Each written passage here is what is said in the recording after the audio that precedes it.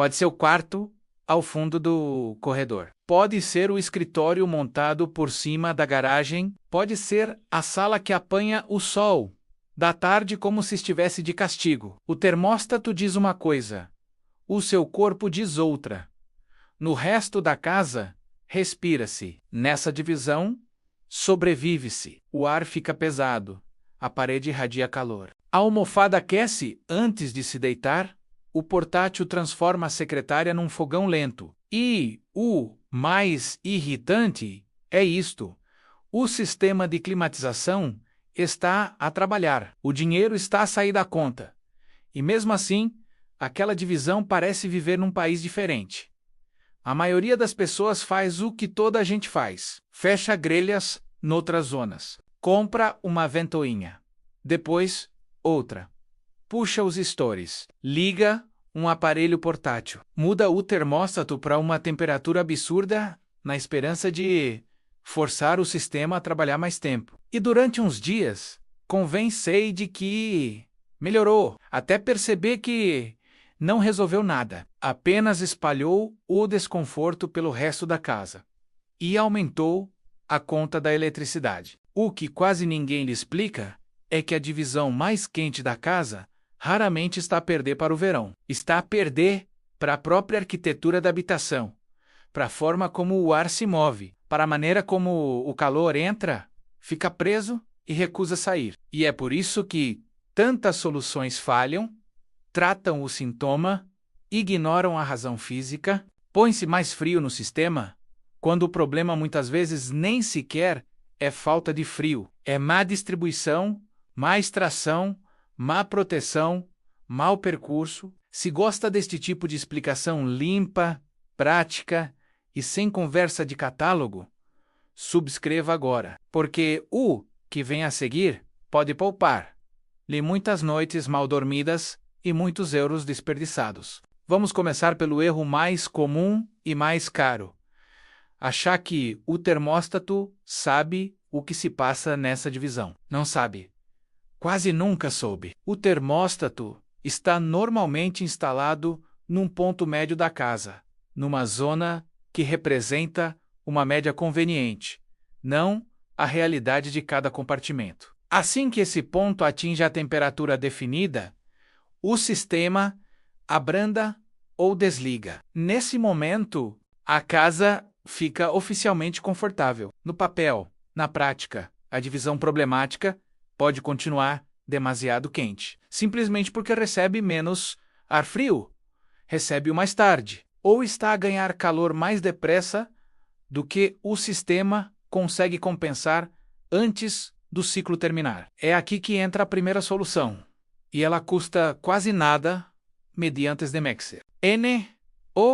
Adivine, não decida com base na sensação de 2 da tarde. Meça a temperatura dessa divisão em 3 momentos do dia: manhã, fim da tarde e 1 hora depois do pôr do sol. Compare com outra divisão estável da casa. Faça o mesmo durante 3 dias. Se a diferença dispara ao final da tarde, o sol está a dominar. Se a diferença já existe logo de manhã, o problema pode estar nas condutas, no isolamento ou na circulação do ar. Se a divisão só piora quando a porta está fechada, acaba de encontrar uma pista valiosa. A casa deixa sinais. O problema é que quase ninguém para os ler. A segunda solução é separar 2 coisas que toda a gente mistura: calor ganho e ar frio entregue. Uma divisão pode estar quente por 2 razões completamente diferentes. Ou está a entrar demasiado calor, ou não está a chegar a arrefecimento suficiente, ou as 2 ao mesmo tempo. Uma janela virada a poente, sem proteção exterior, transforma qualquer divisão numa estufa entre as 4 da tarde e o anoitecer. Já uma conduta longa, mal isolada ou com fugas, transforma o sistema num mensageiro exausto. O ar sai frio da máquina, mas chega morno, onde devia fazer diferença. Se não souber qual destas forças está a vencer, vai continuar a comprar paliativos. A terceira solução é quase embaraçosa de tão simples. Olhe para a grelha de insuflação e veja se ela está realmente a lançar ar para o espaço útil da divisão. Parece básico, mas não é raro encontrar camas encostadas ao ponto onde o ar entra, secretárias gigantes a travar o fluxo, cortinados pesados a desviar a corrente, estantes altas a criar bolsões de calor. O ar-condicionado não arrefece objetos, arrefece volume de ar e superfícies ao longo do tempo. Se o jato sai e bate de frente num obstáculo a 30 centímetros, perdeu-se capacidade sem que ninguém desce. Por isso, há divisões que melhoram visivelmente só com uma reorganização inteligente do mobiliário. A quarta solução é uma das mais ignoradas, e talvez a mais importante depois da principal revelação deste vídeo: dar saída ao ar. Muita gente passa a vida obcecada com o ar que entra, mas esquece-se de perguntar por onde é que ele sai. Uma divisão fechada, sem retorno dedicado e com uma porta quase encostada ao chão comporta-se como uma garrafa a encher. O sistema empurra ar fresco para dentro, a pressão sobe ligeiramente e esse ar começa a ter dificuldade em continuar a entrar com eficiência. Resultado: a divisão não troca ar como devia, fica presa num limbo térmico. O teste caseiro é simples. Feche a porta com o sistema ligado e aproxime um lenço de papel da frincha inferior. Se quase não mexe, ou se a porta até oferece resistência ao abrir, falta caminho de retorno. Daqui nasce a quinta solução: criar esse caminho. Pode ser uma folga maior por baixo da porta, pode ser uma grelha de transferência, pode ser uma solução discreta entre divisão e corredor. Nada disto tem glamour. Nada disto fica bonito num anúncio, mas é o tipo de detalhe que muda o comportamento real do espaço. Uma divisão confortável não é apenas aquela que recebe ar frio, é aquela que consegue renovar o ar sem lutar contra a própria pressão interna. Em muitas casas, bastava corrigir isto para reduzir uma diferença irritante de temperatura sem mexer no equipamento principal. A sexta solução exige mais cuidado e menos impulso. Equilibrar, não estrangular. Fechar totalmente as grelhas das divisões que já estão frescas parece uma ideia brilhante até começar a sair. Cara, sistemas residenciais de ar forçado não gostam de mudanças bruscas de pressão. Quando fecha demasiado noutras zonas, aumenta a resistência, altera o comportamento global, cria ruído, força componentes e pode até piorar o desempenho do conjunto. O que funciona melhor é ajuste fino, pequenas correções, nunca bloqueios agressivos. O objetivo não é castigar as divisões confortáveis, é redistribuir um pouco melhor o caudal, sem transformar o sistema numa guerra interna. A sétima solução vai ao coração invisível do problema: fugas nas condutas. Se a divisão difícil está longe do equipamento, ou se as condutas atravessam sótãos, desvãos ou zonas quentes, cada fuga é dinheiro a evaporar. E mais do que dinheiro, é capacidade de arrefecimento que nunca chega ao destino. O ar frio escapa para espaços onde não vive ninguém. E essa divisão continua a ser apontada como complicada, quando talvez esteja apenas a ser servida por uma rede mal vedada. Em casas mais antigas, juntas ressequidas, ligações improvisadas e materiais flexíveis degradados são mais comuns do que se imagina. Não se vê, não cheira, não faz manchete, mas destrói conforto todos os dias. A oitava solução complementa a anterior: isolar as condutas que atravessam zonas muito quentes. No pico do verão, um sótão pode parecer um forno suspenso sobre a casa. Se o ar frio passa por ali dentro de tubos mal protegidos, já chega enfraquecido ao quarto onde faz falta. Não interessa o que o aparelho produziu lá embaixo. Se, pelo caminho, o percurso inteiro lhe roubou força. É uma lógica simples. Não basta fabricar ar frio.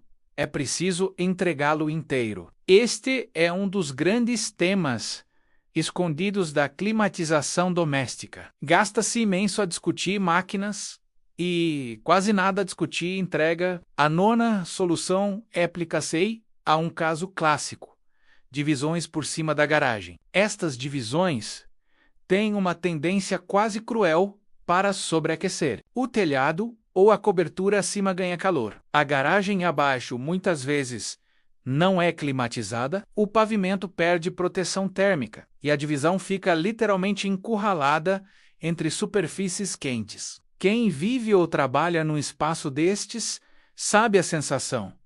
Mesmo quando o ar se mexe, o ambiente parece irradiar calor de todos os lados. Aqui, reforçar isolamento no pavimento e atacar infiltrações entre garagem e zona habitável pode valer mais do que trocar um aparelho ainda saudável. É o tipo de melhoria que não se exibe, mas sente-se. A 10ª solução é travar o sol antes que ele entre.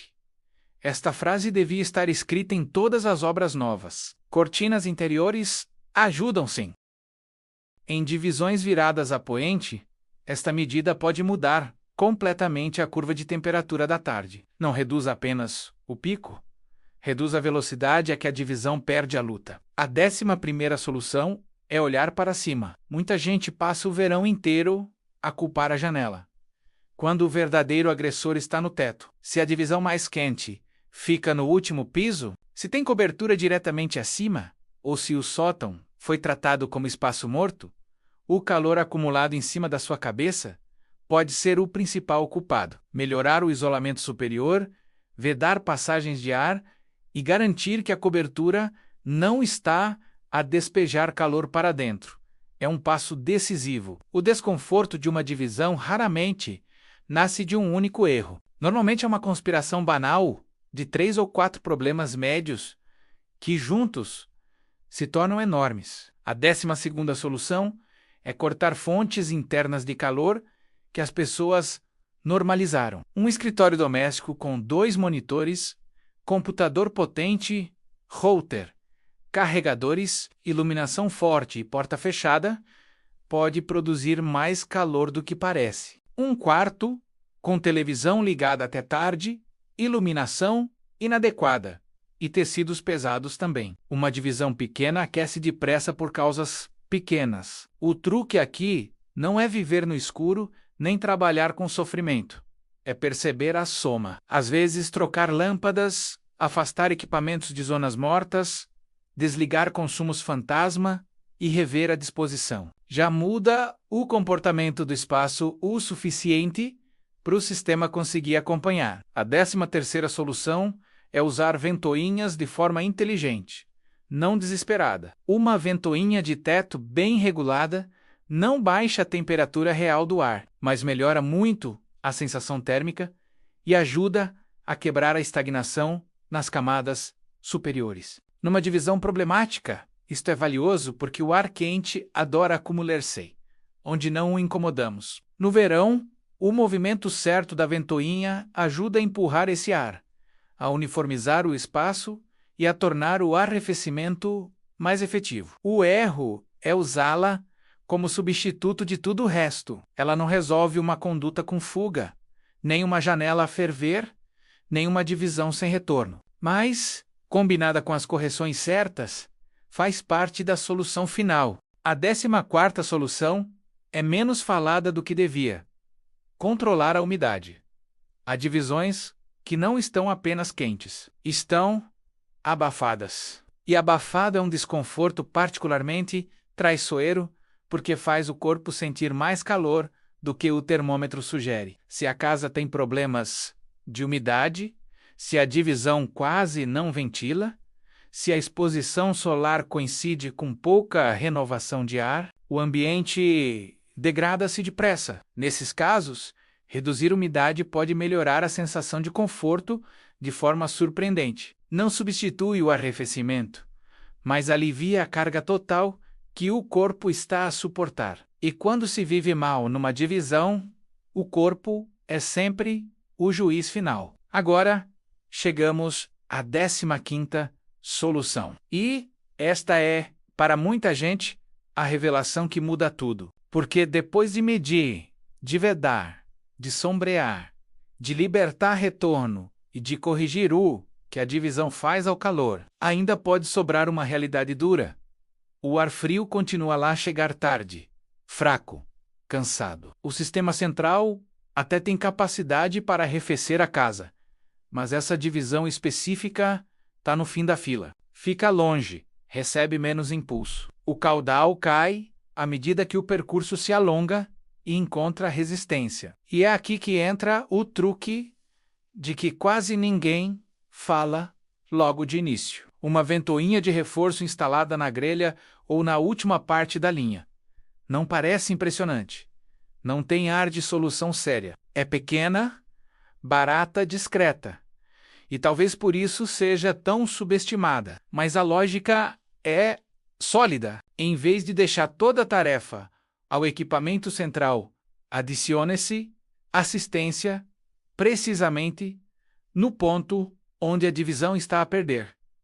Não está a criar frio do nada, está a puxar melhor o ar já produzido pelo sistema e a entrega low, com mais vontade onde ele fazia falta. É a diferença entre esperar que o caudal sobreviva ao percurso inteiro e dar-lhe ajuda no último troço. Em muitas casas, isso basta para tirar uma divisão da categoria insuportável e trazê-la para finalmente habitável. O mais importante é perceber por que funciona quando funciona. Não é milagre, não é moda, é distribuição. Quando a divisão problemática está no extremo do sistema, quando as perdas de pressão se acumulam, quando o percurso é longo ou desvantajoso. Reforçar a entrega final altera o resultado real do ciclo. O termóstato deixa de desligar o sistema enquanto essa divisão ainda está a perder. A temperatura começa a aproximar-se do resto da casa. O desconforto encolhe. O uso de soluções improvisadas diminui. E de repente aquela divisão deixa de ser um problema diário. Mas há aqui uma honestidade indispensável. A ventoinha de reforço não é um passe mágico. Se a conduta estiver rota, ela pode apenas puxar mais ar para um espaço onde ninguém vive. Se a divisão não tiver saída de ar, pode ganhar pressão e perder eficácia. Se a principal fonte de calor for uma parede sem proteção, a receber sol, impiedoso, horas seguidas, o alívio existe, mas não faz desaparecer a origem. Esta é a diferença entre uma boa solução e uma fantasia de internet. A boa solução conhece os seus limites, e então surge a pergunta incômoda: se isto é tão lógico, por que é que quase nunca aparece como primeira recomendação? A resposta não precisa de teorias mirabolantes. Basta olhar para os incentivos. O mercado da climatização está montado para vender equipamento, substituição, complexidade, contratos, manutenção, grandes correções. Não está desenhado para celebrar uma peça modesta que, no contexto certo, resolve um problema específico com pouco drama e pouca margem. Um técnico que chega, verifica o básico e recomenda uma solução barata e cirúrgica está a ser útil ao cliente, mas não necessariamente ao modelo comercial que sustenta a empresa. E assim nasce um padrão silencioso: falar-se muito do que é faturável, pouco do que é simplesmente eficaz. Junte-se a isso uma segunda realidade. As casas são vendidas e avaliadas por métricas demasiado gerais. Um imóvel pode cumprir requisitos mínimos, pode ter um sistema aparentemente adequado, pode passar por normal e ainda assim esconder uma divisão que vive permanentemente pior do que as outras. Porque conforto real, compartimento a compartimento, não costuma ser a medida principal. O resultado é este: pessoas normais habituam-se ao desconforto como se fosse um traço inevitável da casa. Aquele quarto é assim. A sala aquece sempre. No escritório, no verão, não se pode estar. Frases destas são quase sempre diagnósticos mal aceites. Só que o desconforto Tem custos invisíveis. Trabalha-se pior. Dorme-se pior. Discutem-se pequenas coisas com mais facilidade. Evita-se usar a divisão em certas horas. Gasta-se mais energia para compensar, compra-se equipamento que ocupa espaço e resolve mal. E, sem dar conta, a casa vai ensinando a família a contornar um erro, em vez de o corrigir. Esse é talvez o maior escândalo doméstico de todos. Não as grandes avarias, mas os pequenos absurdos permanentes a que nos habituamos. É por isso que estas 15 soluções fazem sentido em conjunto, porque nenhuma casa sobreaquece por acaso. Há sempre uma cadeia de causas. Primeiro, mede-se. Depois, separa-se ganho solar de má entrega de ar. Libertam-se grelhas. Cria-se caminho de retorno. Ajusta-se sem estrangular. Vedam-se fugas. Isolam-se condutas. Corrige-se o caso especial das divisões sobre garagens. Bloqueia-se o sol antes do vidro. Ataca-se o teto. Corta-se calor interno desnecessário. Usa-se ventilação de apoio com inteligência. Controla-se a umidade. E, quando a geografia do sistema condena aquela divisão a receber menos do que devia, reforça-se a entrega com a solução certa no ponto certo. É esta a revelação principal. A divisão mais quente da sua casa quase nunca é um mistério, é um mapa de como o calor entra, de como o ar se distribui, de como a casa foi desenhada e de como o sistema foi obrigado a servir espaços desiguais, como se fossem todos iguais. O erro não está em si por não conseguir domar aquele compartimento. O erro está em acreditar que um único comando na parede consegue neutralizar todas as diferenças de orientação, percurso, isolamento e pressão que existem dentro da mesma casa. Quando percebe isto, muda a forma de olhar para tudo. Deixa de pensar apenas em baixar a temperatura. Começa a pensar em trajetos, barreiras, fugas, velocidades, ganos, perdas. A casa deixa de ser um bloco e passa a ser um organismo. E quando a vê assim, as soluções deixam de parecer aleatórias, passam a fazer sentido. Talvez a parte mais frustrante de toda esta história seja saber que muitas divisões difíceis poderiam ter sido evitadas logo no projeto. Melhor orientação, melhor retorno, melhor distribuição, melhor sombreamento, melhor tratamento da cobertura. Nada disto é ficção futurista. É apenas construção levada a sério. Mas durante demasiado tempo, vendemos a ideia de que qualquer erro pode ser corrigido depois com mais potência, mais consumo, mais equipamento. E isso saiu caro.